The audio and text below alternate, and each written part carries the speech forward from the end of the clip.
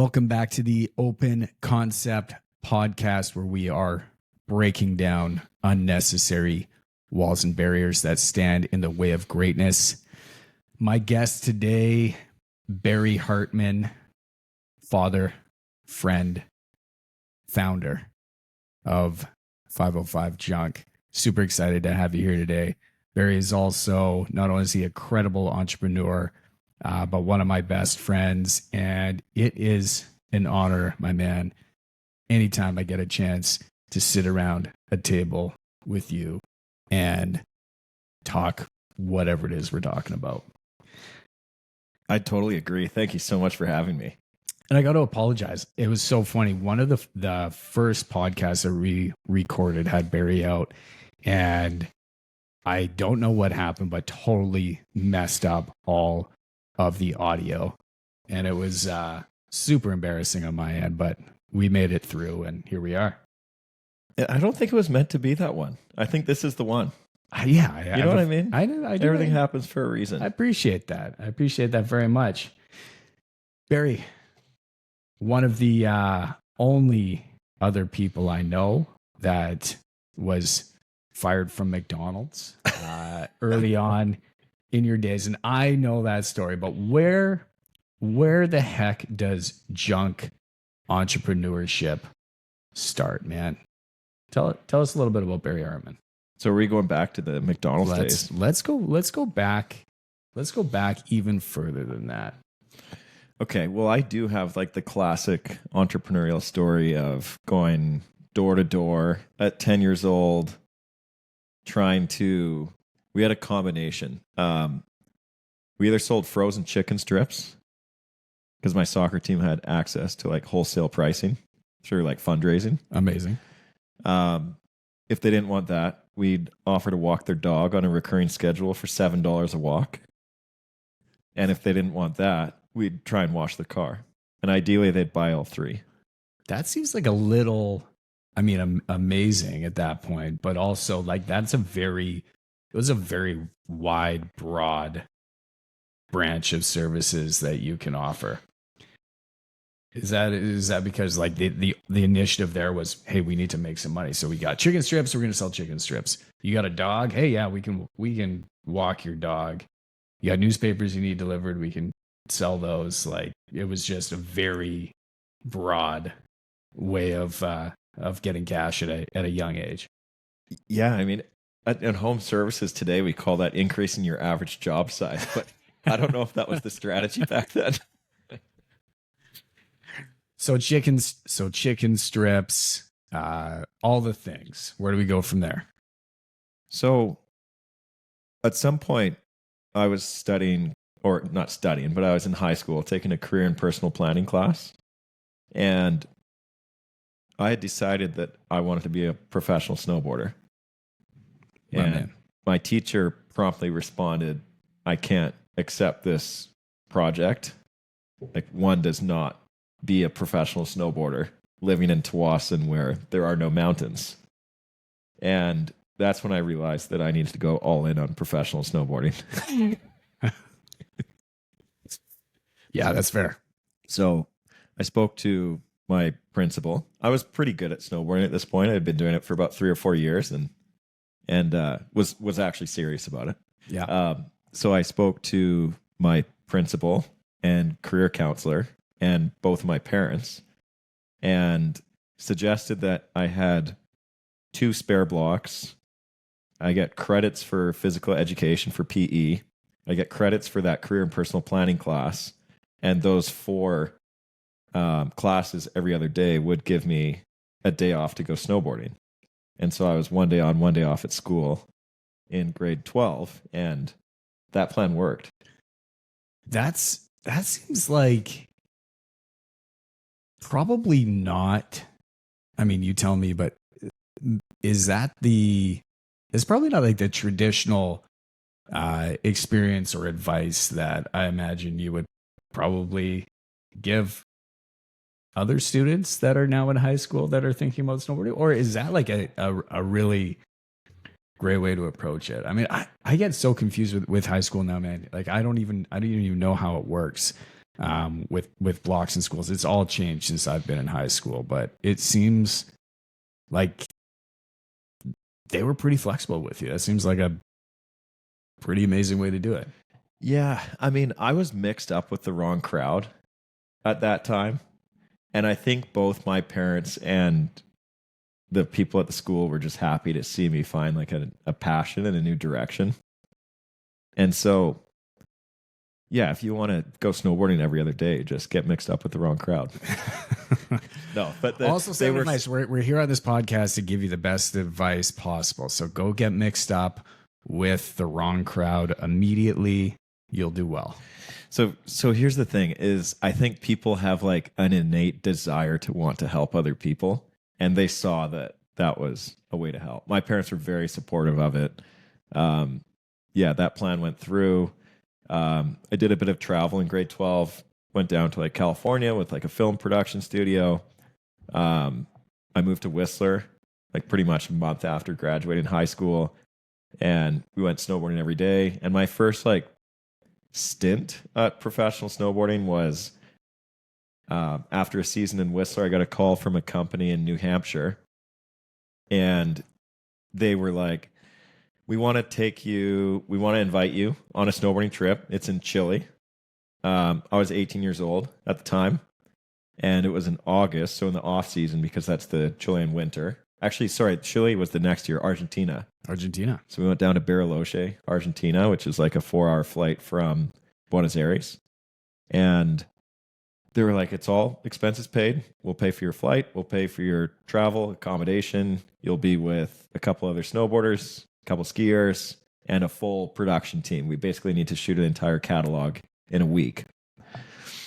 Then I go downstairs like ecstatic. Obviously, I'm 18 years old. Yeah. This is like basically like free travel in my mind. My parents are pumped. Everyone's pumped. The plan is working. She calls me back like 10 minutes later, and she's like, oh, by the way, you get paid $350 a day, and we're going for 3 weeks now.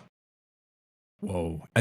So at 18, is there a part of you that was like, hey, if you can pay me $350, you could probably pay me $600? Was there like any attempt to like maybe push that envelope a little bit? I didn't even think to negotiate. Yeah, honestly, I was so full of like gratitude at the time that I was just like completely blown away. But yes, they have huge budgets. Like the photographer on that trip got $30,000. Wow. So this was a big company. They were like sort of the Eastern Mountain Sports for the Americans. For the Canadians, it would be like Sport Check. Yeah. So yeah, we went on that trip, came back. For the next few years, it was interesting. Like I wasn't a big competitor guy. I also wasn't the best snowboarder. I just had my own way of doing things, had my own style. Did a few competitions, did okay in a couple. Wasn't really like the competition circuit kind of mindset. I was more into like film and like, going out and shoots for like magazines or videos or whatever. And I think the highest and lowest point was when Coors Light approached me at a competition. And partying and snowboarding were very correlated back in the day. I mean, I don't know if it still is to this day, but it was like for anyone that watched snowboarding videos in like the early to mid 2000s, I remember them all. Remember them all. It's half snowboarding, it's half partying. And for whatever reason, that's what the people wanted to see, and that's what the sponsors wanted to see. And so Coors Light comes out to me at this snowboarding competition in British Columbia, and they're like, we like that you got second place. We're not looking for a bunch of tryhards, but we also want you to be good enough, and we really like that you know how to party. Yeah, that's important. And metric. And so I started laughing. I was like, what are you suggesting? He's like, we've got a $1 million budget, and we're putting together a team of 4 snowboarders to represent Coors Light Canada. And so you've been to Chile, you've been to Argentina at this point, now being approached by Coors Light, which is pretty epic. What's running through your mind at that point? Just same thing. It's like, yeah. yeah, Hell 100%. yeah. I was Let's like, go. you got to be kidding me. Yeah. Like, I was blown away. I didn't even know that type of like corporate sponsorship existed. I was just thinking it would be snowboarding companies would be relevant for sponsors, and now it's common. You get Red Bull, you've got Sony, like all of the major sponsors. This was before snowboarding was in the Olympics too, so it wasn't as like globally recognized as a sport. So that was fun. They just had such a big budget for us to go around and go to events and shows and competitions and parties. They spent a few $100,000 on a big bus called like the Coors Light bus, and it just kind of toured around Whistler and BC. And I remember that bus. I remember seeing it and always wanting to be on it. Yeah. That would be. Yeah, we met a couple years too late because you were big into snowboarding too, weren't you? Yeah, I snowboarded competitively for quite a number of years. Maybe it was I wasn't partying hard enough to get recognized. Maybe I wasn't as good at snowboarding to be recognized. But yeah, I same thing. You look at the culture. First of all, I was similar story to you. Won't get into that. We'll save it for another time. But got into snowboarding in high school, spent more time snowboarding, which is insane because we grew up 10 minutes away from each other and we didn't know each other until, I don't know, about a decade ago now. So this is going back quite a ways before then, but had snowboarded at that time. All the videos. I mean, you look at Little Bastards, which was put out by Iris, I think it was Iris, goggles, and it was a lot of local guys that were here that were, it was drinking beers, partying, snowboarding, hiking the backcountry, just like carrying the big Chad Muska stereo backpacks up the hill and like just going and cruising, having a great time. And that was the lifestyle that was chasing after, and was a ton of fun. I did that for a number of years. Snowboarding was a huge part of my life. But it also, it got to the point around 19, 20, and maybe kind of 21-ish. And I started seeing a lot of friends that were they were living in a house with 5 or 6 guys. They were quite a bit older than I was because I was snowboarding with a lot of guys that were older than I was. I started working in construction, started making some money. And at some point, the lifestyle that they were living just became less and less appealing as I got into my career. And I also knew that I hadn't gotten a sponsorship. I was looking at the age that I was, and I was looking and guys were getting really good, man. And so that was, I kind of ended up pivoting from that and became a smaller part of my life. But it was a dream that was definitely chasing as a younger man. Yeah. And you know what? It's funny you bring that up because at the time, 18, 19, 20, 21 years old, like it was the dream. And it was like, personally, I was actively pursuing it, like at all costs. Like pursuing we would snowboard living it, yeah. 200 days a year, traveling the world to, get your time on the snow in, even chasing winters in replace of summers kind of thing in Chile and Argentina and all that. And it got to a point where I personally fell out of love of the sport after going so many times. Whoa. Like daily, all day, and just pushing the limits, like near death scenarios many times in like the backcountry, and just like filming, handrails and street rails, like in different parts in North America. And you just like keep eating it. And you see all these younger generation, of entrepreneur or of snowboarders, at like 13, 14 years old that are just like running laps. And I remember thinking to myself, like, I'm good. I had my fun. I'm good. Yeah. And I broke my ankle playing soccer when my mindset was trending in that direction. And that put me out for 3 or 4 months. So I had to get surgery on my fib tib. And yeah, I remember thinking in that time, like, I'm done with snowboarding and I'm going to start thinking about building a business. And that was a huge change in my life. I don't know if you've ever gone from like a point where you're like all in on something, you're so committed. And then like your subconscious or something is just telling you like, hey, this might not be like the end game. This was an incredible journey. And that's probably exactly what it's going to end up being. Yeah.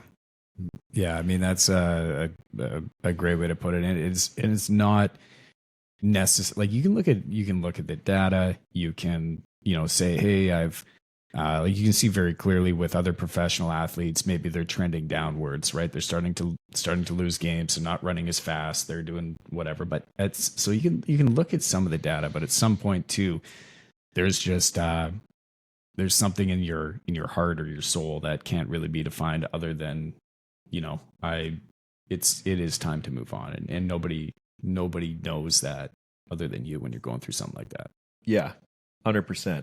And the thing that I found so attractive about entrepreneurship is that I couldn't picture a world where that would happen again, career-wise. Yeah. It's unlimited.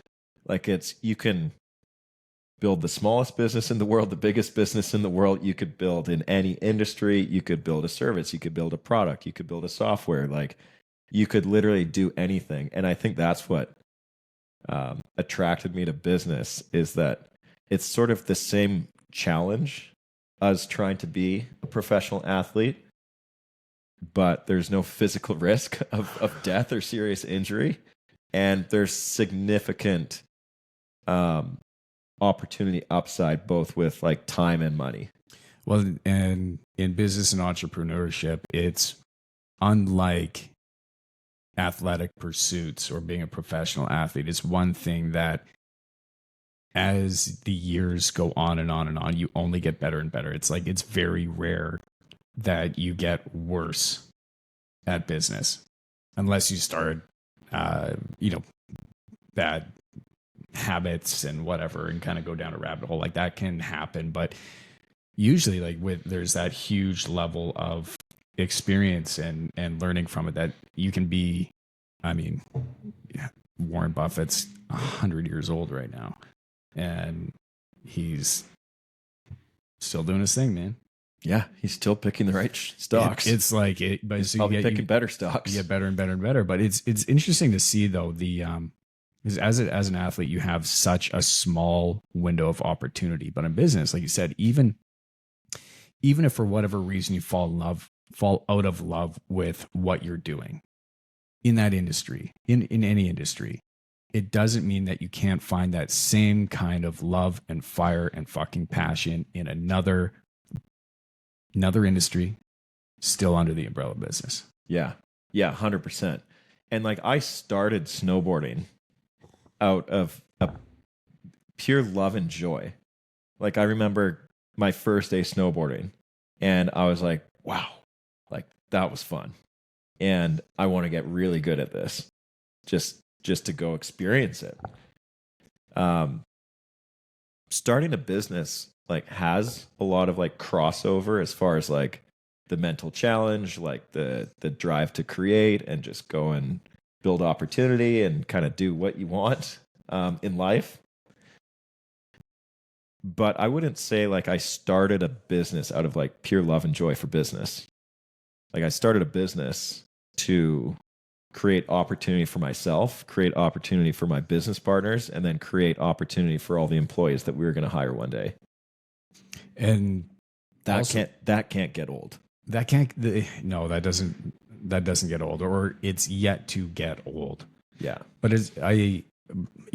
my experience and talking to so many people through entrepreneurship, that drive changes. Like usually, you can tell me if this was the same for you, but usually it's, okay, I'm going to start a business. I have a skill that I'm good at, or I think I'm relatively good at. I need to make some money. So that first drive to start the business is like purely financially motivated. And then as you start making a bit of money, those priorities change. Yeah, okay. The goal is to always continue to monetize what we're doing, but get better and better.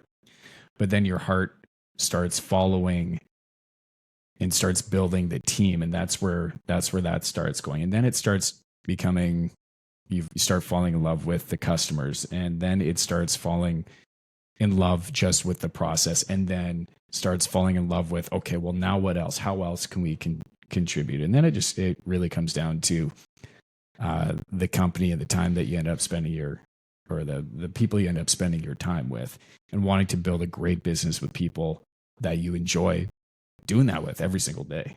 Yeah. But I think in the early stages, most people start that business out of really no other choice, or because they're just really need to make some money, and then everything else, starts to fall into place after that. So what I'm getting at is the motivation to keep moving through business changes as you develop as a leader, as you develop as a business owner, as an entrepreneur, as priorities shift, as you get better, as operations get bigger, you see more opportunity. And then that drive that you're talking about, that fire, because you have so much more work to do in front of you and so much more opportunity, just changes. Yeah. Right? That motivation just changes, but it's still there. And if you're digging deep, you don't have to dig that deep, but if you're digging, you'll find it, man. Keep moving. You know what I find, and I've been thinking about this a lot recently, is values are typically pretty constant. Like, my values have often been the same. Some really big ones for me are integrity, abundance, opportunity.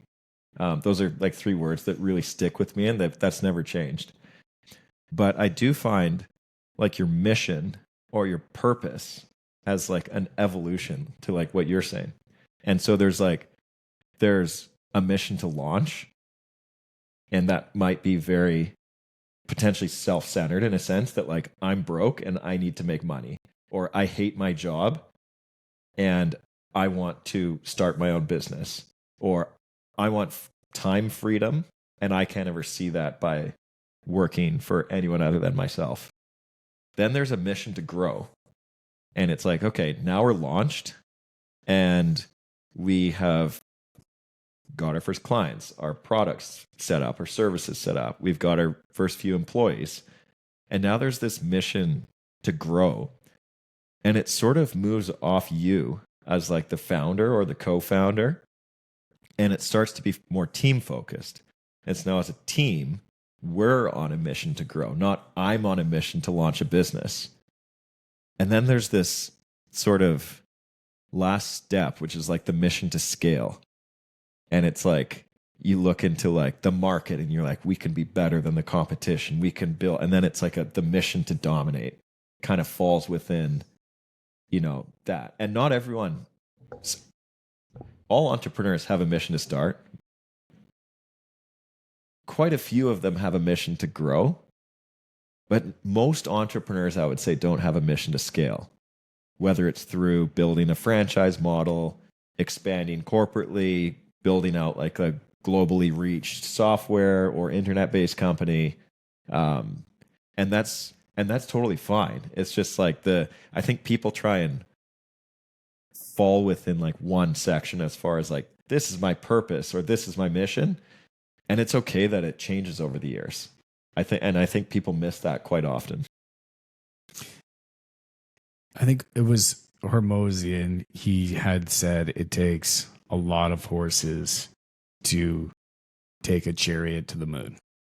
Yeah. Right. A lot of horsepower, a lot of great people. Like, when you're talking about scaling, it takes a lot of incredible people. Let me ask you this. Can anybody be an entrepreneur? Is it inside, in your opinion, is it inside everybody to wear that hat, to wear the burden, to wear the excitement, to take that on? Is everybody cut out to start a business? I think anybody can be an entrepreneur if that's what the heart and the brain desires. I think you can create your own path and make it happen, regardless of your, we can all be resourceful, and we can all, especially in the world of AI that we're living in, we can all now write a business plan. We can all start creating something. We can all add value, so much so that someone would pay for your time or whatever you're creating. I don't think everyone should be an entrepreneur. I think if people are chasing money as like the end goal, I don't think you should be an entrepreneur. I think you need something more than that, because you can chase money anywhere. But I mean, most people, they get into entrepreneurship or get into business because they're typically good at something and they want more free time. They want to make more money. They have this idea that starting their own business is going to give them that. And then they go through, I mean, we saw it with COVID, when a lot of people were rethinking, they were at home, they were rethinking their life. And then, we saw a lot of new businesses pop up at that point. And then, you end up going through a couple of tax cycles and realize pretty quickly, like, man, shoot, I'm working way more. I'm not making nearly as much money as I was before. And I got to work evenings and weekends, and now I got to hire people and deal with that. And all of a sudden it becomes a struggle, and you can make so much more money, or a lot of people in different positions than you can in business for most people. Yeah. Oh, I totally agree. And like, for me early on, like my drive in the beginning was not to start a junk removal business. It wasn't to be rich. It wasn't like, I just wanted to build the best business that I thought I could. And so like, if that meant to build a $5, $10, $50 million junk removal company, because that's what would put us in sort of the top tier, like the top, not 10%, but like the top 10 companies,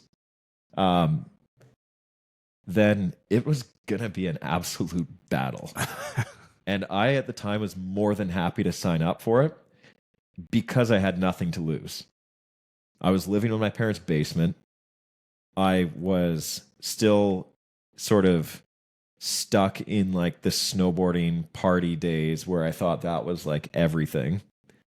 Broken ankle, and probably $3,000 on my credit card with no money in the bank, because I just never learned how to manage finances or made enough money to justify even the weakest lifestyle. And I remember thinking, like, let's just go all in. And so when you look at time, I would just work as much as I was awake. I would wake up with the laptop still in my bed. I would fall asleep at 2:00 in the morning writing business plans. And we would go and haul junk all day and do marketing all night. And I loved it. Every second of it. Still, there's some of that hasn't changed. I've literally, you and I have shared many hotel rooms together on trips. And I remember we were up in Kelowna, I don't know, this was 6 months ago, something like that. Packing up, getting ready to go to bed, and you fell asleep with your laptop on top of you because you wanted to do some research. That was your, I'm going to do some research. I think it lasted about 5 minutes, but still there's that drive to like get on that laptop, fall asleep, and I had to shake you. I'm like, Barry, like, yeah, where you're just like, all the lights are on. They got it. What are you doing? Turn the thing up. I'm just like, I got to do some research. Yeah. And it's not obligation based. No, it's just joy. Of course. I love snowboarding, but I didn't know I'd love snowboarding. I didn't love entrepreneurship before I found it, but I guess that's where it is very similar, is you fall in love with it. Like, and I do love entrepreneurship. I'm just fascinated by it. I find it interesting. I love the people within the industry. It's so well documented, so there's so much you can read about it. People are putting out content daily about it, and there's unlimited upside. And so it feels like a very good use of your time, which is ultimately all we have. Well said. Let me ask you. So, snowboarding that wrapped up. You went to college. You went to Kwantlen, right? Yes. This is where you met your current business partner. Yeah, if I recall, Scotty. Yeah. Scotty Tuhati.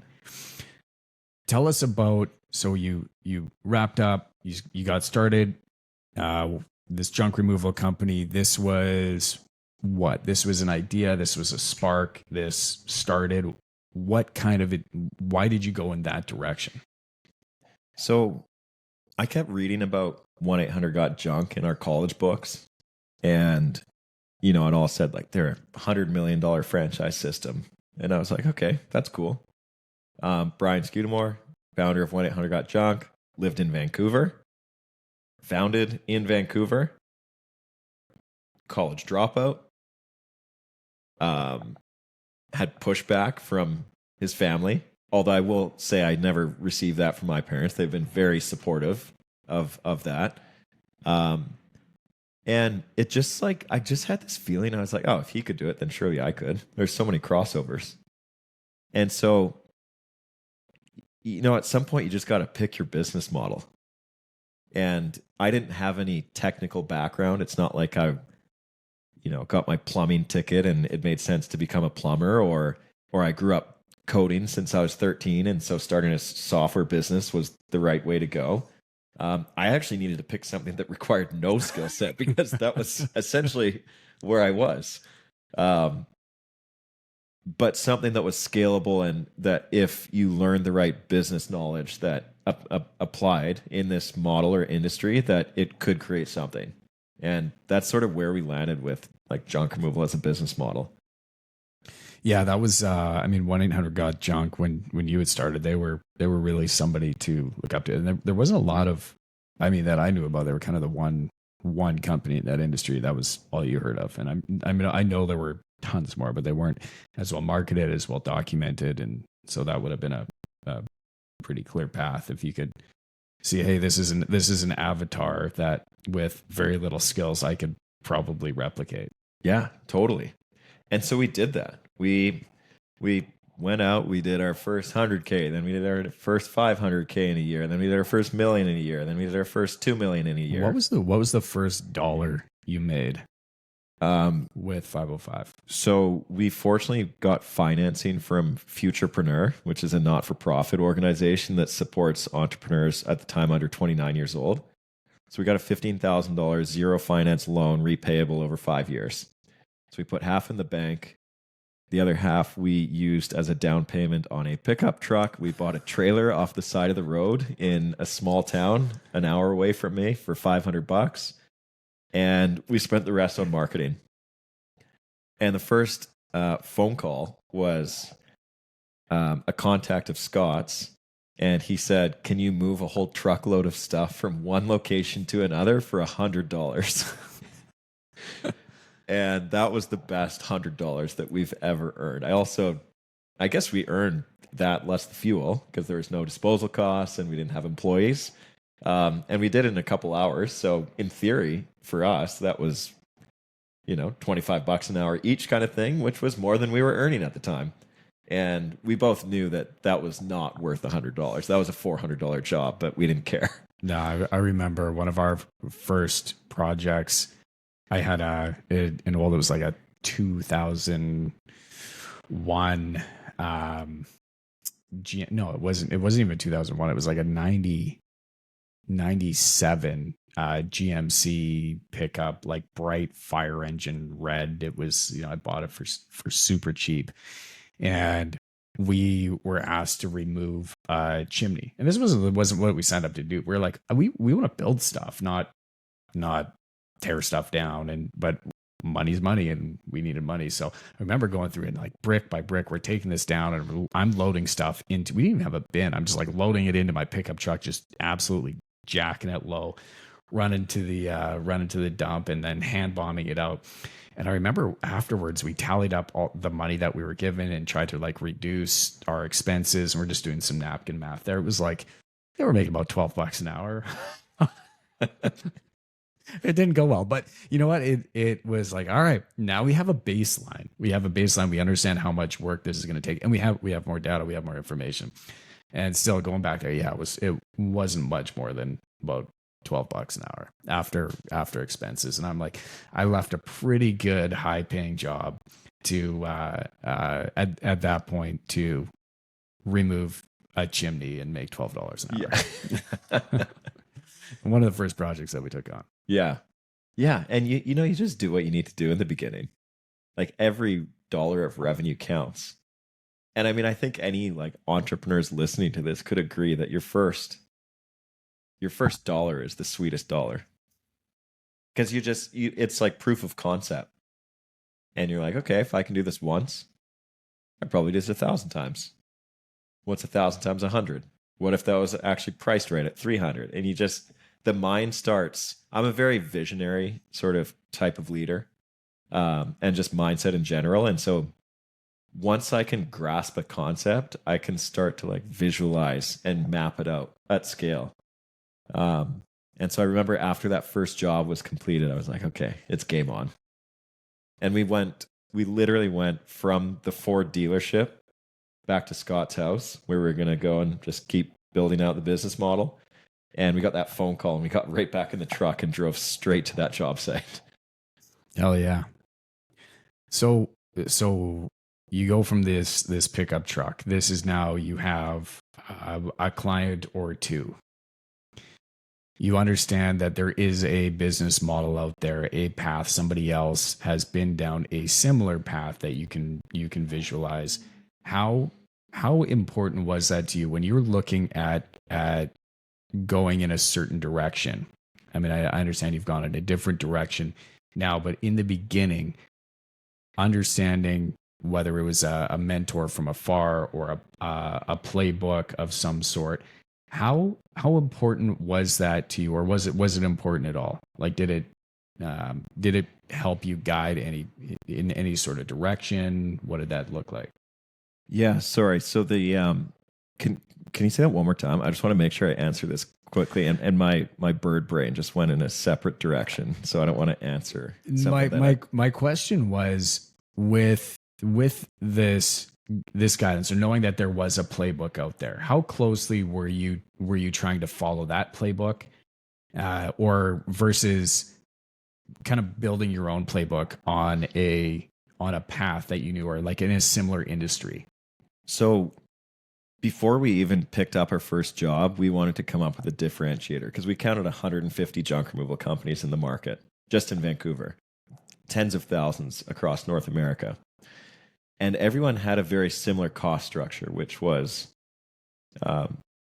we estimate how much volume is going to take in the truck. And typically 1-800-GOT-JUNK is the most expensive. And then all of the competition under that would be slightly less, all the way down until like $150 for a full truck for someone off Craigslist. And so we decided to charge by weight because we were paying by weight at the transfer station. To us, it seemed transparent. You don't really go to Walmart and buy a chocolate bar and it's like $1.49, and you go and it's like, I'll offer you $1.29. Yeah. Maybe some people do that. Some people. There's some negotiating going on, I'm sure. So we wanted something that was just a bit more structured so that it was fair for both parties. Transparency was front of mind, and also just differentiation was second in mind. And so when we initially launched, we were like, oh man, we've got it. Like we differentiated, we know what we're doing. And so we picked up material, put it in the truck, couldn't charge the client on site because how would you weigh it? You don't have any way to weigh it at that point. So then we go to the transfer station, or the dump as some people call it, and we offload the material. We pay by weight. We get the receipt. We scan it, and we send it to the client and call them back and say, hey, can you pay this bill, please? Genius. Seems reasonable. And so the next problem to solve was, how do we weigh material on site? And so long story short, is we built a custom truck using a bunch of different suppliers that allowed us to build the whole back of the box into like an onboard weighing system. And so now we could do direct billing right on site. It's transparent. The customer can see it right before their eyes, and they knew that we were going to go pay by weight at the transfer station as well. Yeah, it's so cool because I can imagine scanning that invoice for, and sending it off for whatever it was, $300 or whatever that the receipts were worth, and then chasing down an invoice or chasing down a customer for an extended period of time for a few $100 that they probably didn't really care about. Getting them to pay that, I imagine, would have been a bit of a challenge. Yeah, like we carry accounts receivable now because commercial clients are a big part of what we do. But you don't want that for every job, and especially not your residential clients, and especially for ones when you call them and the landlord upstairs says, "Oh yeah, they moved yesterday. They don't live here anymore." So yeah, having the ability to bill and collect payment on site was obviously crucial to scale. And so that's where creating the custom truck was a big part of that. What lengths did you have to go to create a custom truck? Because you're hearing about this, and I understand, there's 150 other companies out there that are looking at the volume model, which is pretty easy. Hey, yeah, it's going to be roughly around X amount for, roughly this much, so you can kind of throw your thumb to the wind. But you said this is a problem. We want to do it different. We're going to go out. We're going to build these trucks. We're going to customize these trucks. We want to do something different. We want to pay by weight.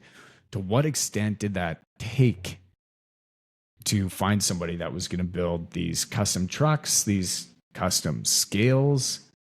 Like that on its own was probably a barrier to get over. Yeah, every last dollar that we had. And not like pre 505 junk launch dollar when we didn't have any. Like we were building revenue, we were trying to build up our cash reserves, and we just wiped it all out. And so, you find a proven model that has worked, and you're looking at it saying, "Nah, I want to do it differently." Was there any test models? Was there any surveys that went out to customers saying, "Hey, would you rather pay by volume or would you rather pay by weight?" Or did you just say, "Nope, I'm very confident that this is going to work. Let's get it done. We're going to jump into it. I'm not thinking twice. This is the model we want to run. If it works, it works. If it doesn't, we'll rethink it." What was that thought process like? As much as I want to say it was all number B, we just winged it. Like we did actually put a fair bit of thought into it. Like I called a few local construction companies, mainly the one that I worked for prior to starting 505 Junk. We were doing a little bit of market research with our target market, who at the time was like a lot of my parents' friends. And we just kept getting really good feedback on it. And we had a pretty good gut feeling that it would work because it was fair. And typically what's fair is right. But there's a lot of debate that could be made that the current model works. And so if it's not broke, don't fix it. But we believed it was a bit broken. Not so much so that, people weren't going to hire junk removal companies. We just thought it was a bit broken. And that repair work that we had mapped out was just enough to set us apart from not only the competition, but literally the world's largest junk removal company that was sitting directly in our backyard. Yeah, it's sort of a I don't want to say David and Goliath story because it wasn't really attached to it, but yeah, you are looking at this model that's working and you think it can be done better, or I think it can be done different. And you absolutely attack that. So you found these trucks, or you had these trucks built, custom built. Yeah. Right. So you spent all your money that you had on this first, was it the first truck? Yeah. It was about $100,000. $100,000 on a truck, all in on this truck. Basically, my entire life's combined income since I was 7 years old. Income, not savings. Yeah. It was a big deal for us at the time. And we just we had to follow through on it. Like we were Scott and I at the time, and Alex, who is also a business partner. He was our first employee. He's now our vice president of sales and operations. He's been with us for 13 years. He was very supportive and really pushing us to make that decision as well, because he was the one that was in the field. We had 2 trucks on the road at the time, and he was out working with our team members. And so this wasn't like year 2. I think this was probably year 4. 2011 we launched. 2010 we planned. 2011 we launched. 2014 we built the first truck. So we had a general idea of the market. Also 3 years of trying to collect payments on site, where clients are like, this is great. You just need to figure out a way how to collect on site, because this is kind of weird. Yeah, I can imagine. And then we stack it up. 1 truck, 2 trucks, 3 trucks, rinse and repeat. And then at some point there was there was an acquisition. And did anybody else try this? These early stages? Yeah. So was there anybody else that saw this as an opportunity? Was like, man, I like that. Let's go for it. So this is a great story. If you like a classic like villain story. God, I love a classic villain story. I mean, who doesn't? So the year is 2015. We've got our trucks on the road. We've gone all in.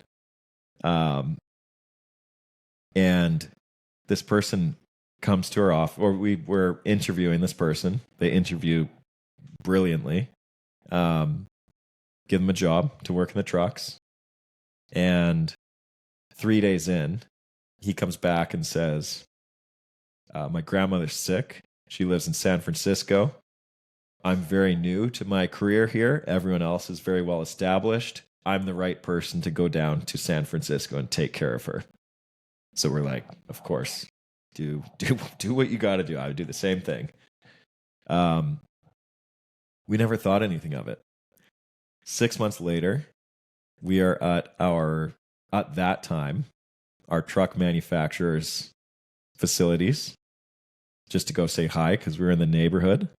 Thought we had a great relationship with them. And there's 4 of our trucks being built. And there was a sign on it, and it said Junk Rangers. No. And so I call the owner. I'm like, who's Junk Rangers?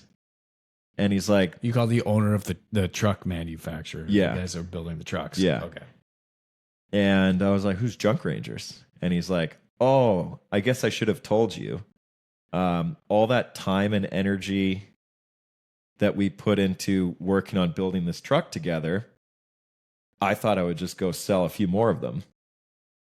And so the guy that owned Junk Rangers, they worked together to build more trucks. So the employee that you hired left. He took the knowledge that you had given. So this is the same guy. Went to San Francisco, came back. He started his own junk removal company. San Francisco was a lie. San Francisco was a lie. No sick grandma. He admitted that to me later on in the years. Who in the right mind? Like, I don't have grandmothers around anymore, but grandmothers are the sweetest things. I loved my grandmothers, man. For somebody to make a lie about their grandmother being sick. Pretty weird. Pretty weird. So it would have been a lot different if someone came up to us and said, I really like what you're doing. It seems kind of cool. I also want to spend every last dollar that I have on this risky junk removal project. What's your thoughts? I'd entertain that conversation. But because he went around our backs, in my mind, I was like, we're entering war. And I remember thinking to myself, I'm not going to do anything unethical, but we're going to win. And so the first thing I did was go to GoDaddy and buy their company's URL. The next thing I did is go to a new truck manufacturer and establish a mutually beneficial non-compete agreement. So our new version of the trucks, which were kept getting better every year, we kept improving. That was taken care of. The next thing is Google Ads management was a really big strength of ours, particularly my business partner, Scott, who knows the inner workings of Google Ads inside out, because that was his like sole focus in college, as well as like the first 3 years at 505 Junk to generate new revenue. And we figured out a way on how to outbid them on their own keyword.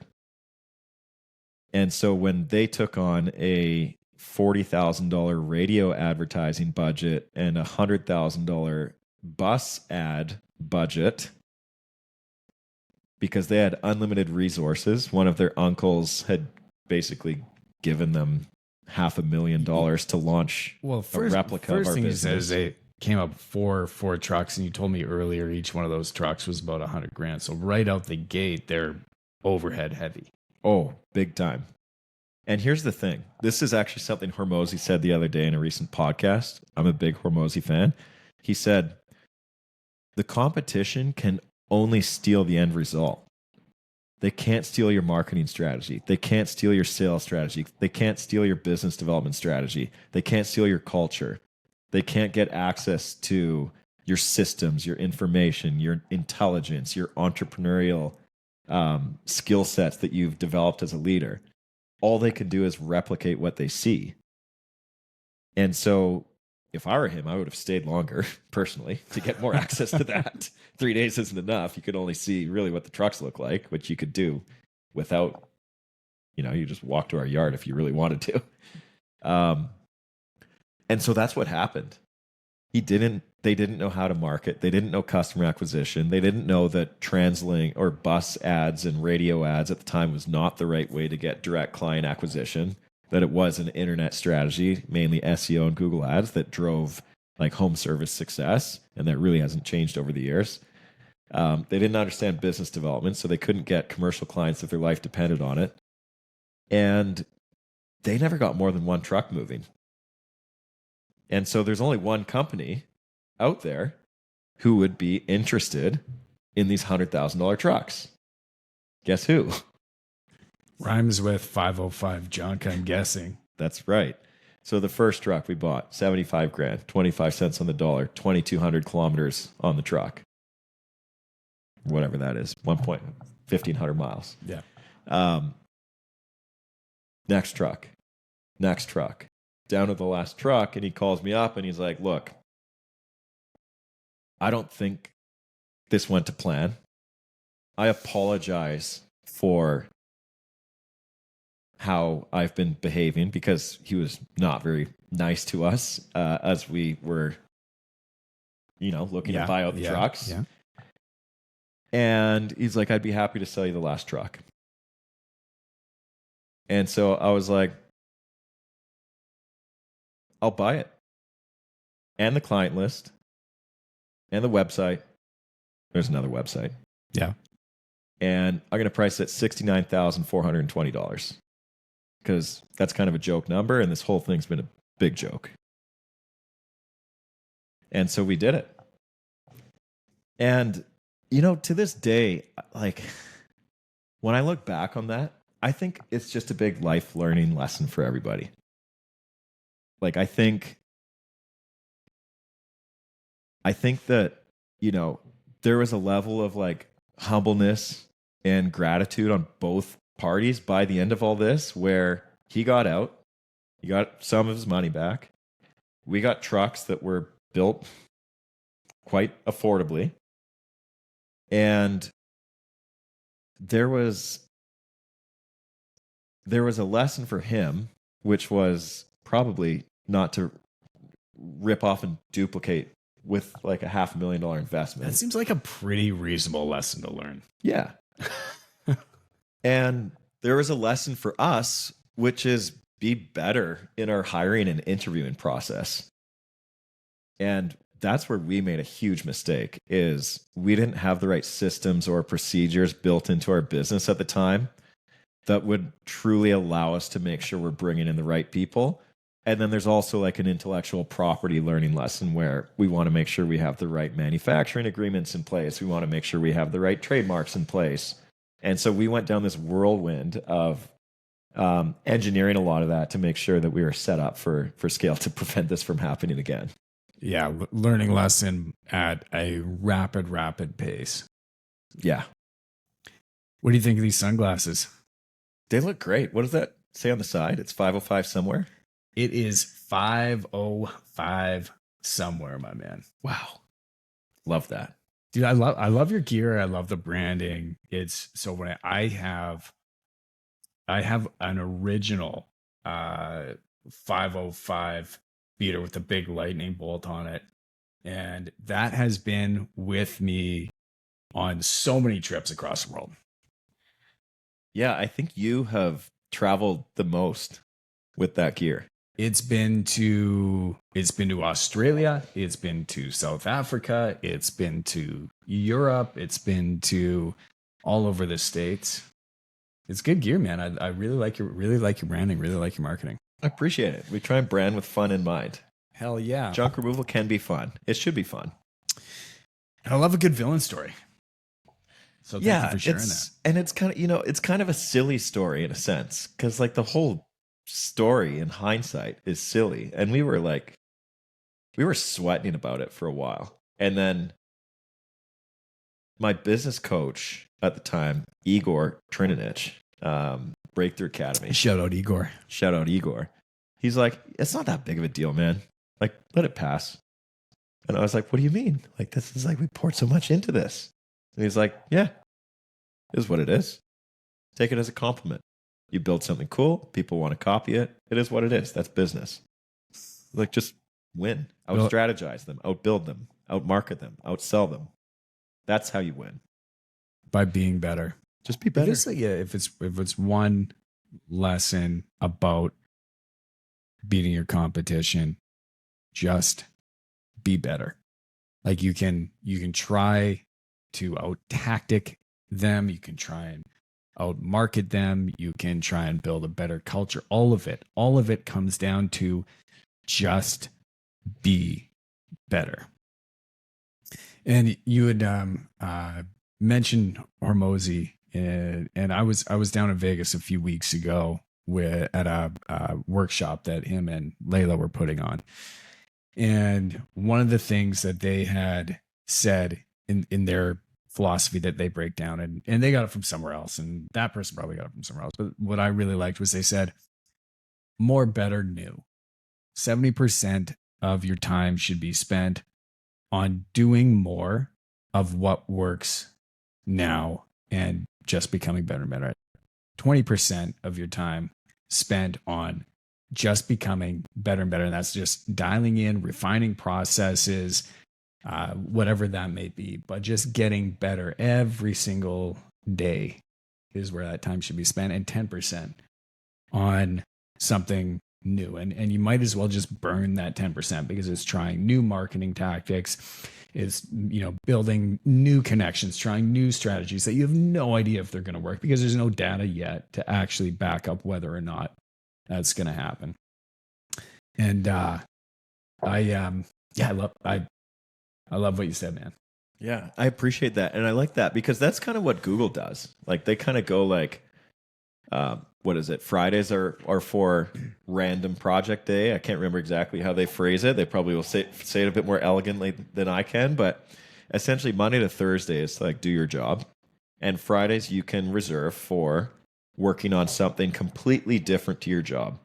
And that's where Google Ads came from, which basically drives 90% of Google's profit. It's a nice little side gig. And one of the other products, I think Google Maps probably replaced MapQuest at the time. And I believe that's where that came from as well. It might be one of their other products, and that's where it's like, you can put out 50 news and you might only need 2 that hit. That's sort of how the whole angel investment system works is like, let's invest in 50 companies and let's hope 2 of them become multi-billion-dollar firms. I remember delivering pizzas. So when I was fired from McDonald's, I managed to get a job at Little Caesars Pizza for a brief stint, and I was delivering pizzas.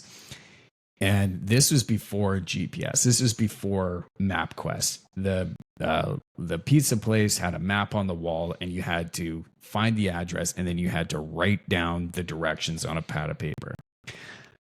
I imagine that would be a little difficult strategically trying to find locations and running a logistical business that involves trucks, involves people.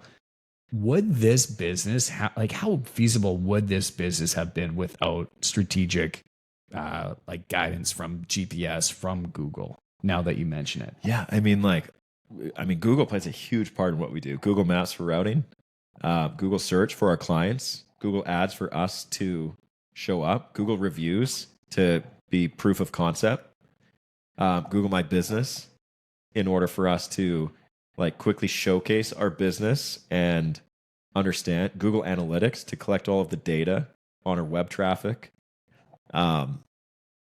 It's unlimited as far as like the Google Drive for document creation, Google Sheets for all of our budgeting, spreadsheets, you name it. They've built almost, I would say like 50, maybe 80% of the products that they've built, we've adopted and used at 505 Junk. And the crazy thing is, it's all free, except for one thing. You want to show up when your clients are searching for your service? $25 a click. And apparently that's hundreds of billions of dollars. That works all right. It's a good strategy. Yeah. That's what's most important to most people. Is like, yeah, you can use all of these tools for communication, but without a sale, you don't have business. Without marketing, you probably don't have a sale. And so they found that. Yeah. I gotcha. Otherwise, like, you can build, as an entrepreneur, it's a rite of passage to build a spreadsheet empire, right? I love spreadsheets, 100%. I'm all about spreadsheets. But like, you can map out your whole future in a spreadsheet. And it starts out with one spreadsheet, and then you build it out, and it connects, and it connects, and it connects, and all of a sudden you have all of your dashboards, you have everything as you're building. You have this massive spreadsheet empire, and I think it's a rite of passage. Every entrepreneur needs to have that and build that at some point. So thank you very much. That is all very much free, but you're right. If you want to advertise with them, and you want to advertise in a market that is going to bring you revenue in a very, very meaningful way, then you are going to spend a load of money with them. And they're going to be pretty happy with that. Especially when they have a 75% search domination monopoly. I mean, is that a monopoly? I don't know the true definition of it, but that is a very high market share. And if you want to acquire new clients at scale, you have to show up on search, at least for the home services industry. Tell me a bit more. So 505 Junk, you come in, you do some the commercial stuff. You've introduced live loading. I know that. Recycling, like where does 505 start playing a part in the overall recycling?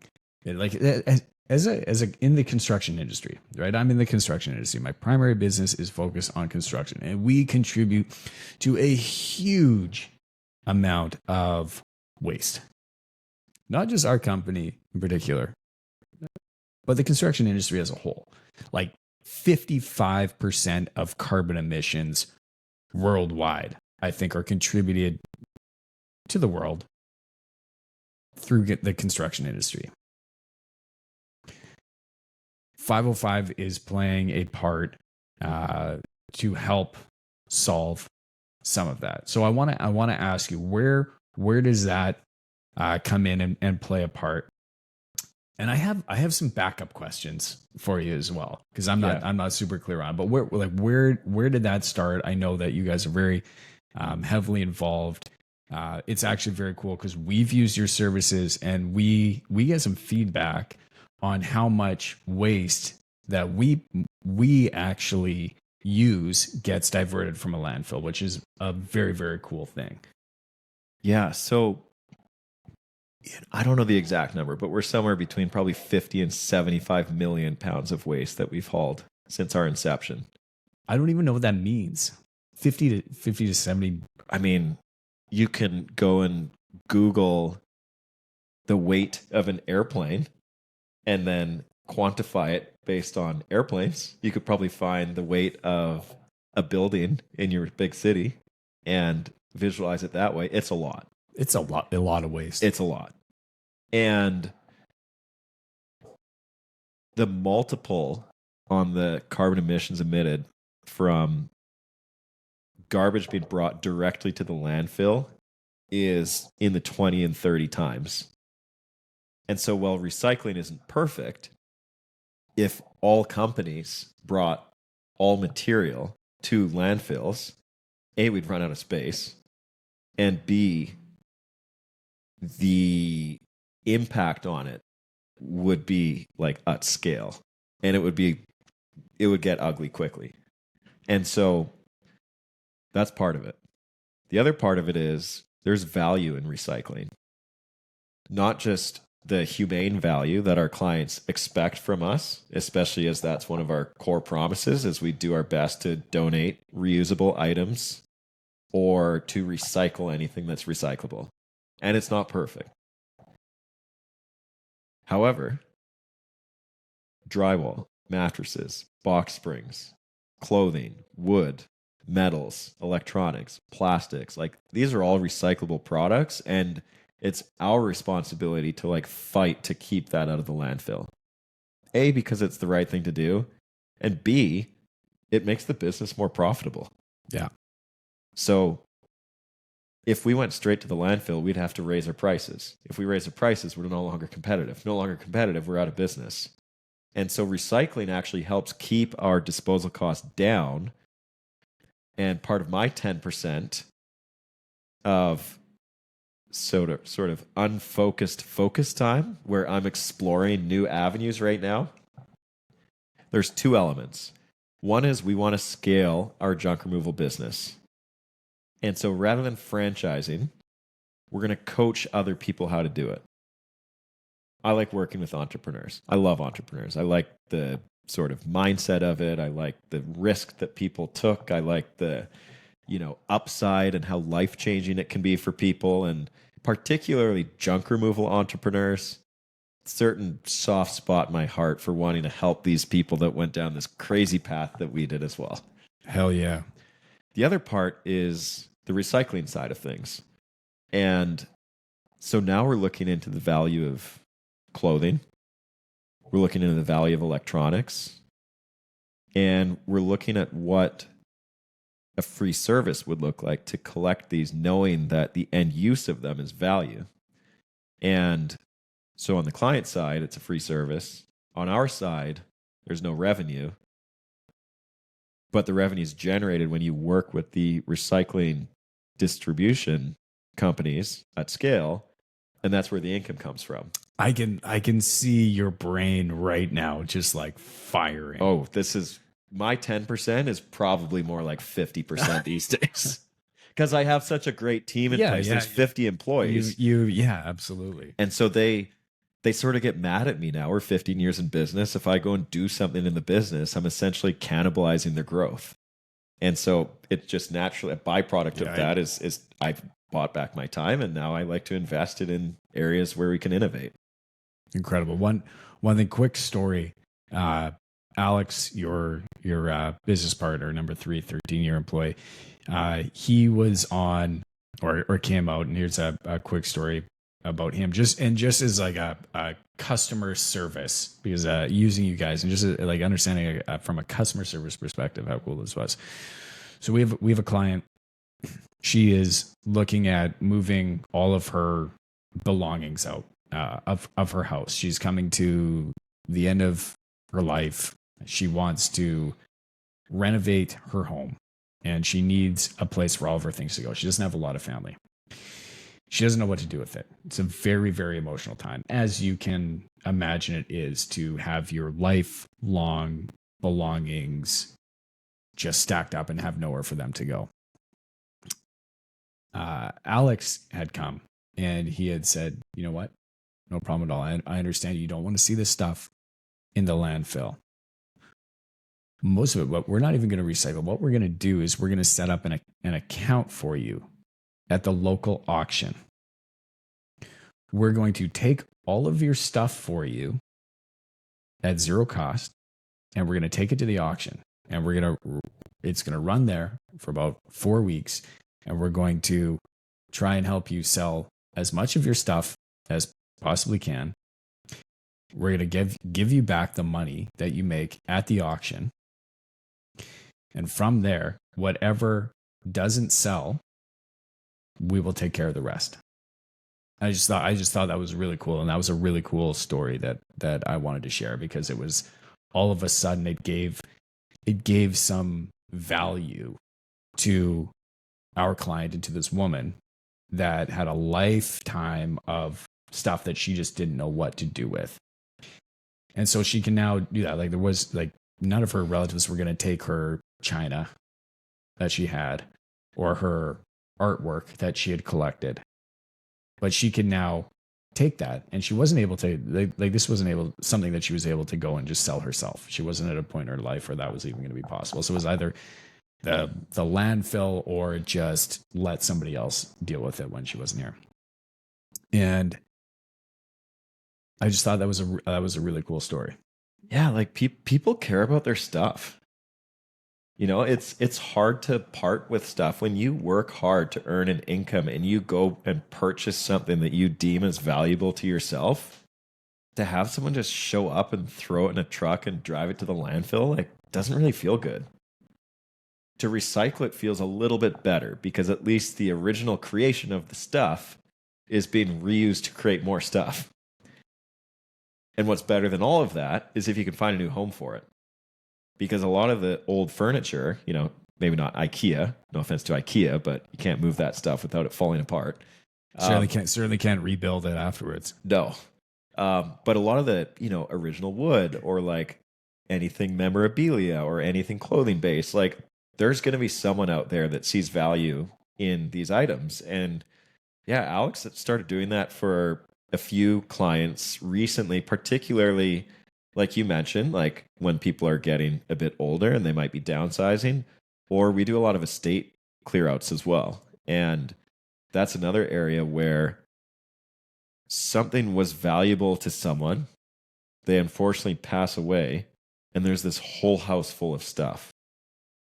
And it's easy to just clear out that house and drive it all to the landfill, but is that the right thing to do? Like, when we go to sleep at night, Alex calls it clean living, so that he can just put his head down on the pillow at night and know that he and the team that he now runs have done the right thing. And you just don't have to think twice about it, even if it costs a bit more money. But technically it doesn't, because there's no disposal fees and your client got paid for the stuff. So it's a win-win. Let me ask you, this journey of entrepreneurship, we talked about the launch model, right? We talked about how you start a business to launch, then you continue the business to build, and then we continue that business to scale. Some of the skills to build, right? I imagine it's just in like the initial stages, it's pure just grit. I imagine to grow, there's like a bit more heart, maybe a bit more leadership. But what are the skills that you have found that are required, and certainly the skills that you have had to learn to acquire in between that gap of grow and scale, right? You're on the way to scaling in a big way. What are the skills that you've had to acquire between start and between grow? And what are the skills that you are learning and have learned between grow and fucking scale? Yeah, that's a great question. And every industry is going to be a little bit different, but 0 to 500,000 is grit. 500,000 to $1 million is sort of like industry mastery. Like, you really need to know everything there is to know about the industry and the business model that you've chosen to enter. $1 million to 2 million, and this depends on average job size, like what industry and all that kind of stuff. $1 million to 2 million, you need a few managers, and now you need to become a leader. And leadership is, in my opinion, it's a skill. A lot of people will play the card like, oh, I'm not a leader. It's like, you could be, though. You just choose not to be. Because you can read about leadership, you can adopt leadership, you can change your behaviors, you can change your limiting beliefs. Tony Robbins has written probably 700 books about limiting beliefs. Like, we can change, we can adopt or adapt, we can evolve. And growing from 2 to 5 million and then going into scale after that, it does boil down to leadership, because ultimately you're going to, you know, when we were talking before about the horsepower of the team, who's hiring them? Who's training them? Who's developing them? Who's giving them a career path to grow in your company? Who's setting the vision in your company to be so big that you can actually incorporate the vision of every single employee in your company so they all have room to grow at a fairly rapid pace? That's what leadership to me sort of boils down to, is you're taking the business by the horns and you're saying, we're going to do this at all costs. So you have that relentless drive, but you're also very strategic about the process and very clear on your vision as to how you're going to get there. Elon Musk said, I love this quote, and I'm probably going to butcher it a little bit, but he said, entrepreneurship or running a business is like staring into the abyss and chewing on a mouthful of glass. Yeah. Because you are staring out into the abyss. You don't know if it's going to work. You have this idea. You have no idea if it's going to work. And at the same time, you're given the tasks that nobody else wants to deal with. Right? You're given all of the tasks because that nobody else either wants to deal with or can deal with. And it all comes back to you as the owner of the company, as the leader of the company, as the entrepreneur. So all that dirty work that comes back, that just has to be dealt with, it does come back to that grit. And I love that saying. And in your experience, how much when it comes to leadership of an organization, how much of that is staring out into the abyss, taking a long shot, thinking that it might work? How much of that is required? Like how much, I don't want to say risk, but how much, let's call it educated risk. How is that tolerance for risk grown inside you as an entrepreneur? And how far out are you looking where you're just like, we're going for it and I have no idea if it's going to work. I don't have the data yet to back it up, but this is where we're going. And how do you stay confident on that path? So when you start, you're a young entrepreneur, assuming you start at a bit of a younger age. But even if you take the demographic of age out of the equation, you're still a young entrepreneur because you're inexperienced. And so when you look at that term, you essentially are an inexperienced, high risk person in business. And so banks don't want to finance you. Investors, if that's your industry or that's your thing, probably want nothing to do with you.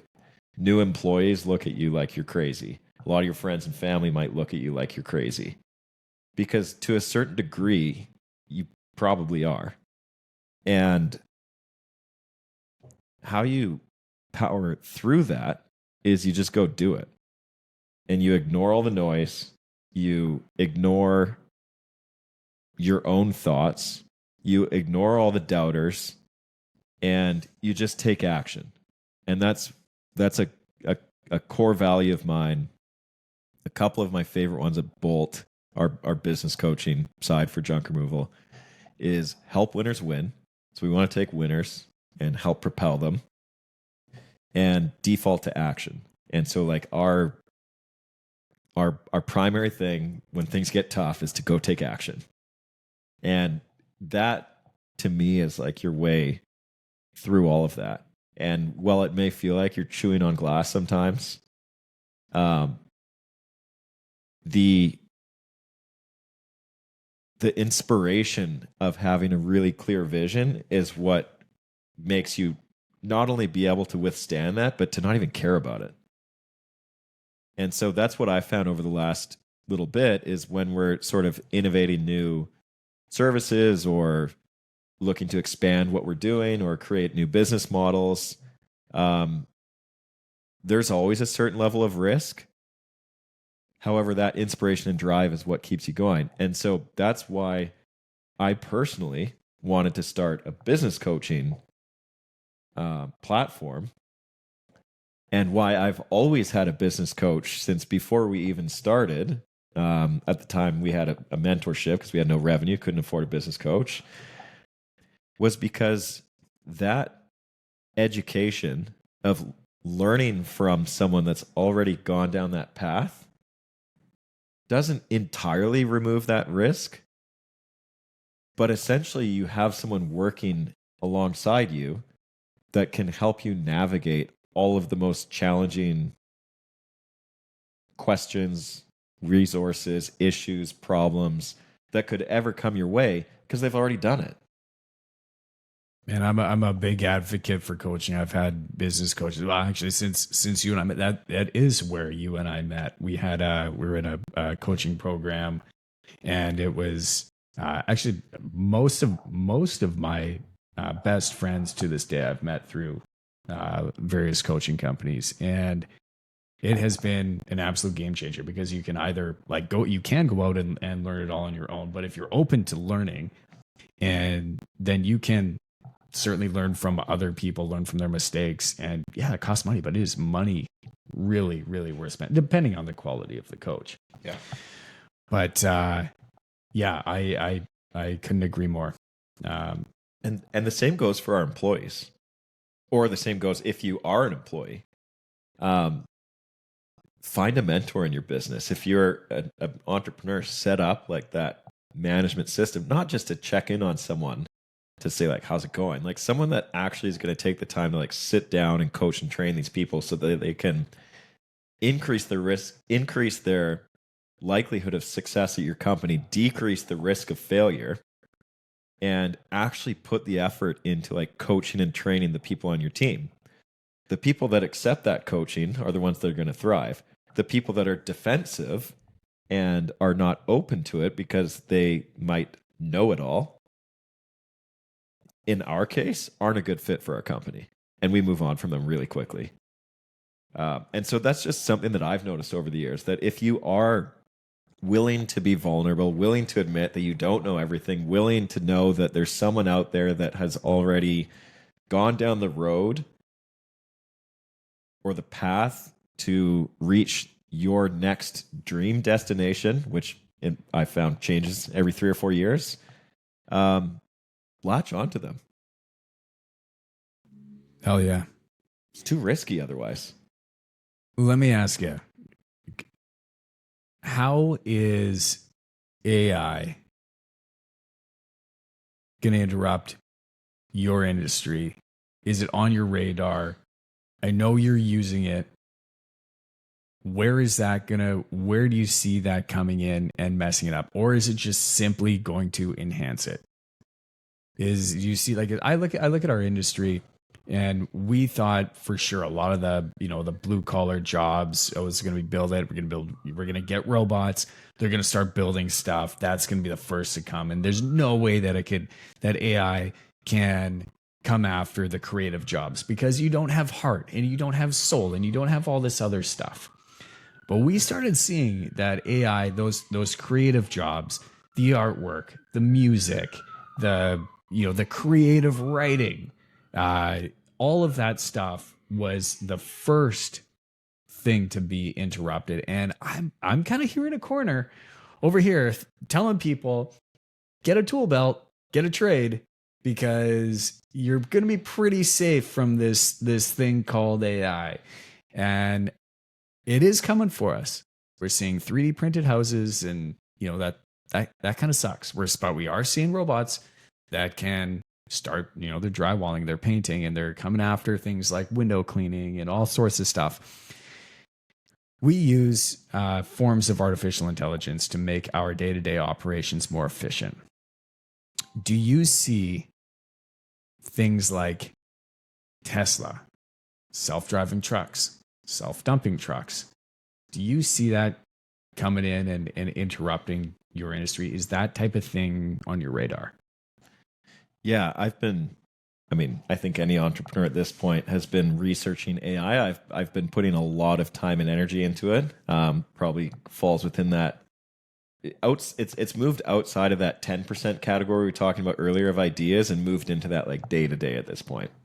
And so areas that have impacted our industry and much of home service almost immediately overnight is copy.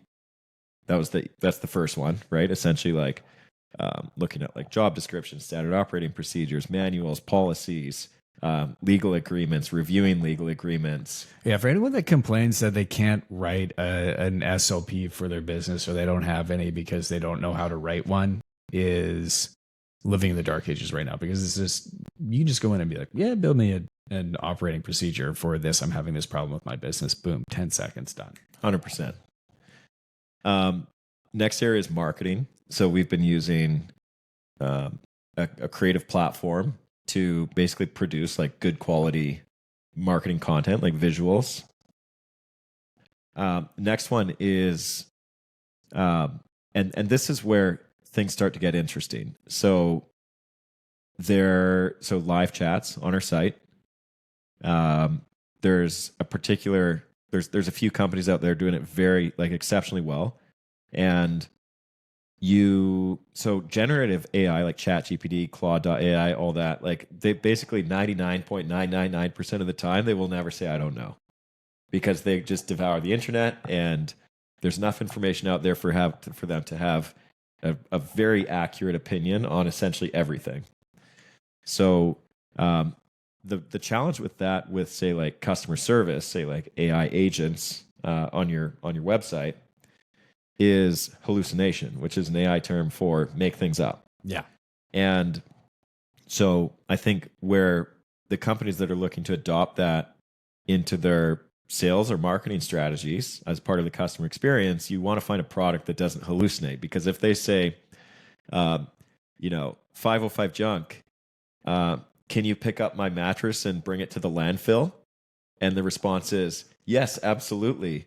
We would love to bring your mattress to the landfill. When our policy is to recycle all mattresses, it starts to get a little hairy. And so finding a product that doesn't hallucinate is really good, because essentially it'll sync to your website, it'll crawl all your pages, crawl the copy.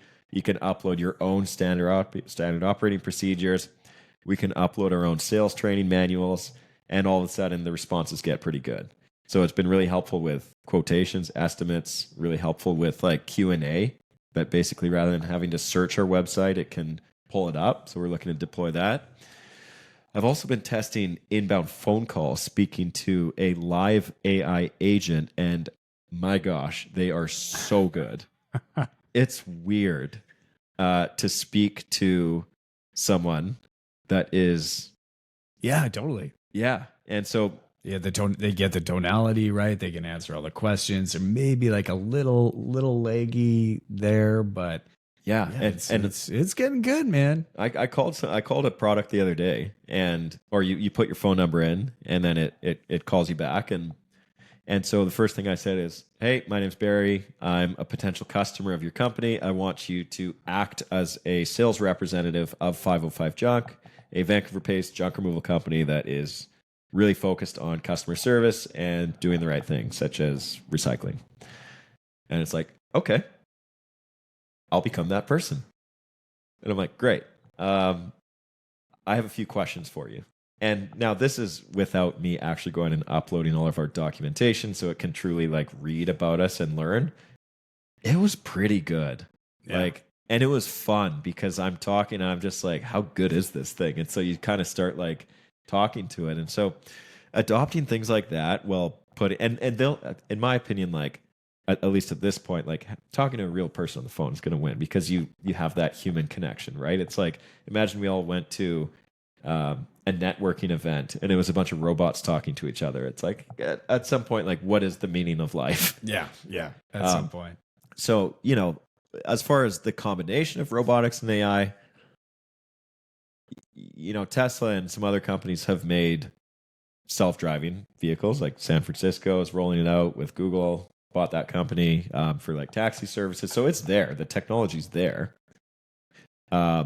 Certain services, like you said, are going to go quicker than the others. I think the like curbside pickup, waste management companies, where you could have an autonomous driver and have that robotic arm picking up the garbage cans that are all at a set location every single morning. Put it on the target. Sure. In junk removal, I bet in the next 5 to 10 years, the companies that have access to capital could roll out a self-driving truck and provide customers with a U-load option where there's no people, a U-load plus one, or a we-load, or whatever it's going to be. And just certain industries, it's just going to take time. I also think, as you look at like Uber Eats, general deliveries, right? You go UPS, FedEx, these types of things are going to be standardized, like with self-driving, self-automated deliveries. There's no doubt about it. And I look at Uber Eats, and that's a backup job for somebody already, right? They don't go into it thinking, hey, this is my first, like this is available to me, but this is my first choice for most people. I'm sure there's some people out there that just absolutely love it and that's what they want to do. But all of a sudden that becomes an option that's gone. Now what? Now what do they do? It's for money. This is what they do for money. I'm not saying what do they do in their free time.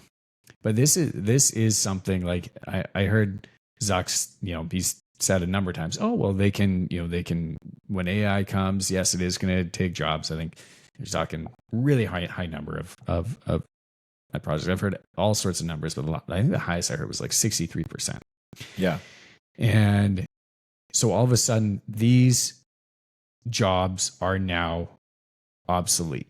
And he's saying, well, most people, AI will come in so they can spend more time, creating and, spending time with family and being, spending more time in leisure and recreation and doing things that they enjoy. I believe that people love to contribute to society. I believe that those people that wake up fired up, not full of anxiety in the mornings, are full of purpose because they have something to do. They know that they're there to contribute. They don't feel lost. They have some direction. And I am really curious as to how this plays out in the next 5 years, 10 years with a lot of these positions. Yeah, I agree, because I figured you were going to ask me, like, what will these people do? And honestly, I think it goes back to the same thing for any disruption or innovation. It's like, you got to find a way to add value. And at the end of the day, if the job that you selected is to be replaced by automation, whether it's robotics or artificial intelligence, that sucks. Like, I feel for them. I'm sorry. And then the next day, you have to go and figure out a new way to add value, because the world changes. And I know one thing about AI, it learns from itself, which means it's not going to slow down. And so my advice to someone that has a level of concern about this is to have a plan B. Because as much as that's nice and all for someone to say, oh, you can go spend more time with your family, some employers might say, great, your previous role is now automated, which means that we only need you for half the time. So we'll still pay you the same salary, but you can go spend half that time. If he's suggesting that, I would love to see him implement that and actually follow through on that. to reduce the work week and still pay people full-time salary. That's very honorable. I also doubt that in a capitalist culture that's been created in the last 100 so on years, that senior leadership team executives, like senior management teams at these Fortune 500, Fortune 5,000 companies are actually going to follow through on that. And so the advice to the employee is to find a way to add more value. Continue to being better, continue to contribute as much as you possibly can. Yeah, absolutely. It's one thing to say, go spend more time with your family. But if you going to spend time with your family at your house that costs you $4,000 a month and you don't have income coming in, how joyful is that time going to be when you're constantly stressed about cash coming in? Yeah. And this is an industry. I mean, I think it's AI. We know is relatively new. We know the positive impacts that it's had on business. I'm just really curious to see how that turns out. But it comes in the next like 5-10 years, which is coming up really, really quick. But it comes back to, like you said, in very first part of our conversation today. Be better. Right? Be better than your competition. What can you do to continually improve? What can you do to continually add value in whatever it is that you're doing? Yeah. And I think that is a drive that a lot of people don't have. Maybe they do. Maybe they don't have the guidelines to do that. But it is going to be a necessary skill. Yeah. To stay relevant. And I want to say this too, because we were talking about I feel like what I said before maybe puts out the message that like the onus is on the employee to figure out how to add value. I think more so it's expect change, expect disruption, expect that the next 10 years aren't going to be the same as they are today. But that doesn't change from a really foundational belief that I have that it's the employer's responsibility to build a career path for every person in the company. And if you're going to mislead them in a direction that is going to put them in a position that's obsolete without a plan B for them and communicate that plan B and give them step-by-step guide on how to get there, you're not doing a good job as an employer. And so that's where it's sort of a teamwork thing where it's like, yes, that particular role may be automated in the next 1 to 10 years. We really value you as an employee. And so here's a few options for a new direction that we can go in. Absolutely. You as a leader are responsible for that. Right? You I mean, everybody's responsible for their own day-to-day actions, for whatever it is that they wake up and they show and the attitude that they bring. But as a leader of a company, it is going to be, you are responsible for knowing what is coming or anticipating to the best to your ability, the potential for growth, the potential for disruption in that company, in that industry, and report that and communicate that back to your team. Yeah, absolutely. Everybody needs to know that. 100%. Do you find spirituality is something that has become a big part of your life? I know we were talking about it at one point. Yeah. I didn't grow up with an awareness of spirituality, and so I kind of just went day to day. And I found over the years that it's a big universe. You know, when you actually look at the science, it's a big universe. And for whatever reason, and I don't know the science or the spirituality or anything about it, but when I'm very intentional about doing the right thing, being a good person, and praying for the ability to give and to provide for my family, to provide for my team, to be equipped with the knowledge to share and coach and help grow others. And when I pray for that on a consistent basis several times throughout the day, more often than not, life just keeps getting better. And you can call that a certain energy. You can call that a certain level of intention. You can call that sort of a certain type of religion or God. But that's kind of the journey that I'm on right now. And I find every year I go deeper and deeper and deeper on that path. My man. It's been incredible. Great conversation. I appreciate you. We went deep today. Barry, where can people find you if they want to connect?